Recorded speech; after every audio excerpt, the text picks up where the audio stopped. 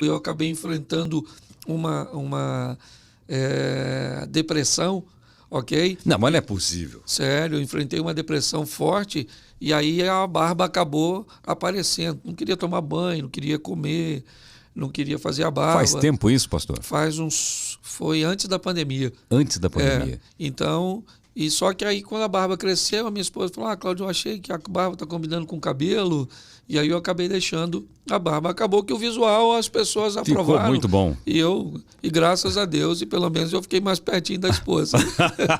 Visual ficou muito bom. Pastor, tá bonito. Ficou bonito assim. Obrigado, Acertou em cheio. Obrigado. Agora, sobre a depressão. Por que muitos líderes religiosos têm depressão? No meu caso, em particular, foi o seguinte. Eu fui, eu não tive uma família bem organizadinha, não. Era bem disfuncional. Então eu morei com muitas pessoas. À medida que eu não seguia um protocolo daquele lá, eles acabavam me mandando embora, certo? Então eu sempre me via fazendo uma malinha, uma sacolinha, mudando de uma casa para outra, ok? E aquilo eu não entendia que estava desenvolvendo em mim um problema sério de rejeição.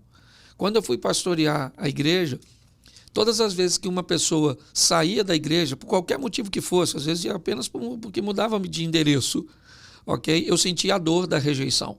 Só que eu não sabia isso, eu não reconhecia isso. Eu só reconheci isso porque uma profissional, né, da saúde emocional, ela me mostrou. Quando eu contei para ela a história, ela entendeu que todas as vezes que alguém saía da igreja, eu startava aquele comportamento de rejeição.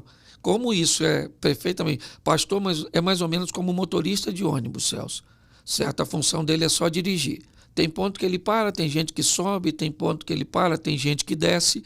Ele não pode se envolver demais com os passageiros, porque o nome já diz, eles são passageiros, ok? E eu cometi essa falha, e foi isso. Quando ela me deu essa informação, essa ferramenta acabou me ajudando, e aí foi assim meio que um passe de mágica, um milagre. Ela me deu uma ferramenta. Num dia, 2 dias depois, eu já estava de pé, voltei às minhas atividades, certo? E segui a vida. Quer dizer, ela desarmou aquele gatilho. Isso. E ela descobriu qual era o problema. Uma profissional muito boa, hein, para entender isso, né? E aí o que acontece? Hoje eu continuo sofrendo isso, as pessoas continuam chegando. Eu ensino as pessoas hoje que você deve levantar todos os dias de braços abertos para receber quem está chegando e de mãos acenando para se despedir de quem está indo embora, certo? E eu fiz isso na minha vida e hoje vivo bem, graças a Deus. Você, como empresário, não sei, você tem dificuldade para despedir alguém, não? Tenho. Eu sou bem... assim, eu sou um cara que não gosto muito de conflito. Tá certo? Eu também não.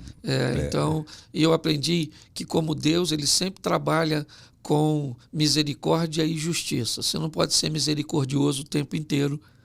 Tem que ser justo, não é isso? É mais ou menos. Tem hora que você tem que exercer misericórdia e não justiça. Se você exerce justiça o tempo inteiro, você fica uma pessoa... muito fria. Se você acaba exercendo misericórdia o tempo inteiro, você fica meio que fraco, né? Pelo menos assim, que as pessoas vão te meio leviando. Sim, como se fosse um grande ingênuo que acabam abusando de você. É igual casamento. Seu casamento, você alterna felicidade e razão. O dia que você quer ser feliz, abra a mão da razão. O dia que você quiser ter razão, abra a mão da felicidade. Ser um pouco surdo também resolve, não? Então, mas o dia da surdez é o dia da felicidade. Aí as pessoas, o que eu levantei hoje? Eu quero ser feliz. Então todo mundo te faz de bobo. Você diz, hoje eu quero ter razão, então não brinca comigo. A gente vai falar bastante sobre o casamento, porque é um assunto bastante interessante, né? Mas ainda na depressão, quando começou a dar aquela afundada, porque a gente vê, em algumas igrejas, você vai ser curado, tenha fé, que Jesus vai curar você da depressão. Quando pega um líder religioso, eu fico imaginando que certamente já ficou de joelho muitas vezes pedindo para Deus para ser curado e para tirar aquela coisa ruim dentro de você. Você chegou nesse ponto, não chegou, pastor? Só que eu sempre fui muito transparente com tudo que eu vivi e até mesmo comigo.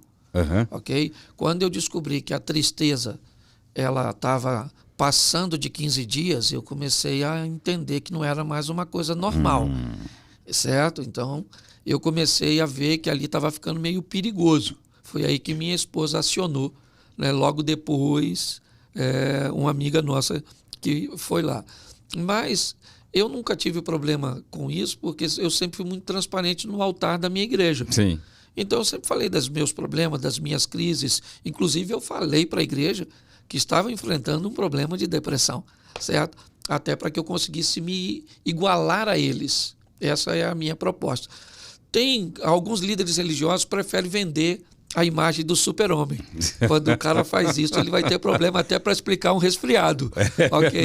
Mas como você acaba tratando, né, um ambiente bem humano, né, uma coisa bem nivelada, então, aliás, eu recebi muitas solicitações e pedidos de ajuda porque eu venci a depressão.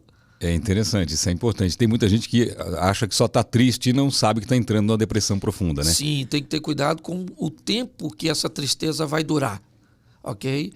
Então, o tempo é um funcionário de Deus para aplacar essas coisas mais duras. Então, quando isso começa a se estender por muito tempo, é melhor você acender uma luz aí de alerta. De alerta.